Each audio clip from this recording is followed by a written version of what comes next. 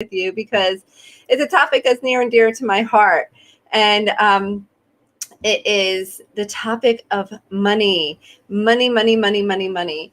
And I had such a perspective of on money, and I'm curious as to what your perspective is. What are you here to share? What are your thoughts around money? Drop below. What are your thoughts around money? What comes to you? Is it excitement, joy, passion, or is it tightness, fear, constriction? What is your thoughts around money? Go ahead and drop that below for me so I can see. Good morning. And so here's what happens.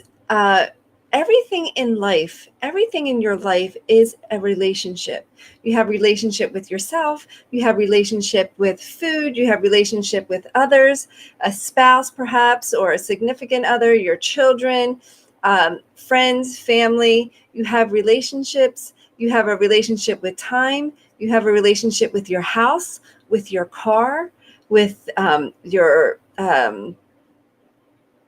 extended family. So not only do you have relationships with people, but you have relationships with things, with your personal belongings, with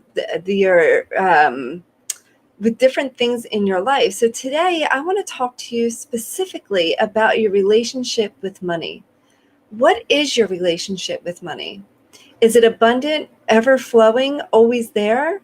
Or is it lack, pinching pennies, trying to make rob Peter to pay Paul, not enough, constricted, scared, fear that you won't have enough, fear that there won't be enough? Tell me, where is your money story? Because what happens is if you continue to have those feelings, there's never going to be a place for you to attract money, right? Everything in the world is energy, and you attract in your life what your energy at your core is. So what's the feeling? What's the first thought when you think of money? For me, it's excitement, it's fun, it's joy, but it wasn't always that case, right? I remember growing up, I filed bankruptcy in my early 20s. I didn't have any income. I didn't know where I was going to live in my early 20s. I was home with my parents, but I wanted to be out on my own, but I had no income. And I was determined to find a way to make money, right? So I always believed that there was money, but there was this belief in me, and I always believed in the stuff that I'm telling you, that the law of attraction, you put out what you want and you get back. So I was putting out all this, like, I'm going to earn this much money this month, I'm going to earn this much money this day, and I was looking to manifest it. And the challenge was it was all up here in the conscious. In the subconscious, there was too many beliefs around not deserving to make money. I had a story that women don't make money. I had a story that moms shouldn't make money, that they should be home with their kids. And if they were out in a career, that they weren't a good, this is old stories. This was my personal story, but these were all old stories that I used to have that kept me from earning and creating abundance of money in my life. Right. And so I know that it's kind of like this, the chicken or the egg come first. What comes first? There's this, like, you need to invest in yourself and put yourself out there to change your belief systems. But then there's like, whoa, I don't know if I have the money to do that. I don't know if I have the money to take care of myself or my things. And I will share this. There's needs to be a shift in your perspective around money. Money is energy. So putting it out, it returns back, right? It's like energy out, energy back. And so understanding that concept that, if you're putting out energy in a sense of fear, then that energy is going to come back to you. So that could be in anything. That could be with money. That could be with thoughts. That could be with sending your kids somewhere. It's like if you're sending them out in fear, then there's fear coming back to you, not necessarily through your kids' experience, but in any other direction. So learning to shift your thoughts, and it reminds me of a story, of when I first wanted to invest in myself. My first time ever investing in myself outside of college was a big investment. And, I was scared, and I honestly had my husband supporting me. I was a stay-at-home mom. He made the decision based on what I wanted, and we worked together to come to this decision. But he was the one that uh, was paying for it, in the sense that he was the worker, right? Like he was the one that was bringing in the income at that time. And I invested in myself, and it was the first time ever I invested in myself, and it was the biggest gift I could have given to myself. It changed the way I thought about the world. It changed the way I thought about my kids, my family, my life. And it was one of the scariest things I've ever did. But I wasn't done after that course, and I wanted more, and I wanted to not only impact my life, but I wanted to impact others. And so I was looking to invest in myself again. And my husband said, I'm done. We can't afford, our household cannot put any more money somewhere else. And if you want to invest in yourself, you have to do it yourself. Now, I was a stay-at-home mom. My kids were, this is, let's see, maybe 5, 3, and 2. And I hadn't worked since I was pregnant with my child. So I hadn't worked since 2008. No, he was born in 2008, 2007. I hadn't worked in the working field since 2007. And he was like, well, if you want to do it, you got to go out and make this happen.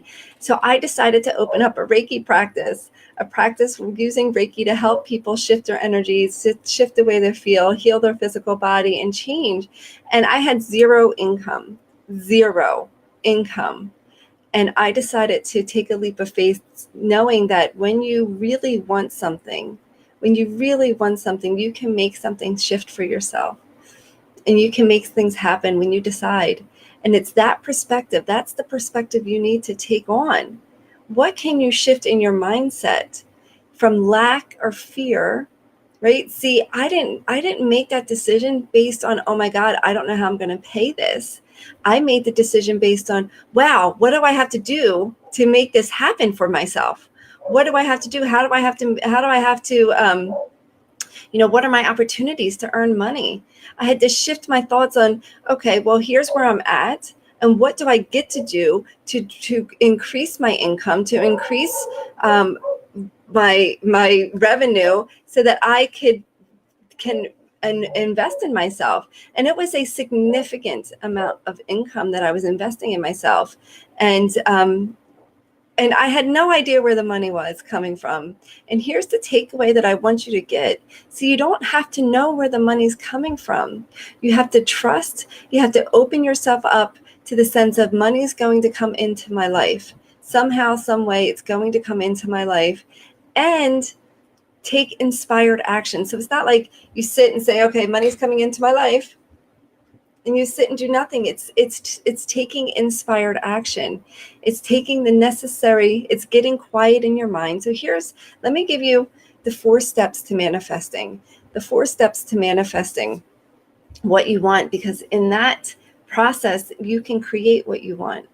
You can create the income that you want. You can create the time that you want, the love that you want, the relationships that you want. And you can talk to any of my clients. They have manifested many wonderful things in their life. So here's what you can do. These are the 4 steps. The first step is getting clear on your intention. What is it that you truly want? Get clear on it. Be specific, right? The next question is to write it down, and write down affirmations to support that new intention. Who is it that you get to become to achieve that intention, right? The next step is read it before you go to bed. Read your intention and your affirmations before you go to bed, and then wake up in the morning. When you first, upon awakening, in the first 2 to 3 minutes that you wake up, ask yourself, what are the 3 steps that you get to take to achieve that goal or desire, right? And if that's it, and then you take the action. Those are your inspired actions. And I've run a 30-day class on this, a 30-day course on manifesting. And if you want the course, go ahead, you can reach out. But here's what I feel is important, is that you learn how to tune in. We learn that, we release emotions, and now you get to manifest what you want. Make decisions based on desire, abundance, knowing versus fear, scarcity, and lack. That's the key to creating more income in your life, to be abundant, abundantly you, abundantly happy, abundantly financially successful, emotionally successful, physically successful. Those are the keys to creating abundance in your life. And you want to learn how to do that even easier. Today is the last day for registration for Fear to Freedom. It is a transformational course teaching you how to let go of all the beliefs, all the feelings, all the emotions that are holding you back from being the true person, being that abundant you, from creating that life that you truly want. And it's your time now to take action and get yourself there. Apply at Fear to Freedom. Apply at apply.brendakiss.com. You can fill out an application. We have just 3 spots left in the class, only 3 spots left in the class for you. So if you feel called to take action now, do that. And I look forward to seeing you next time. Have a fabulous day.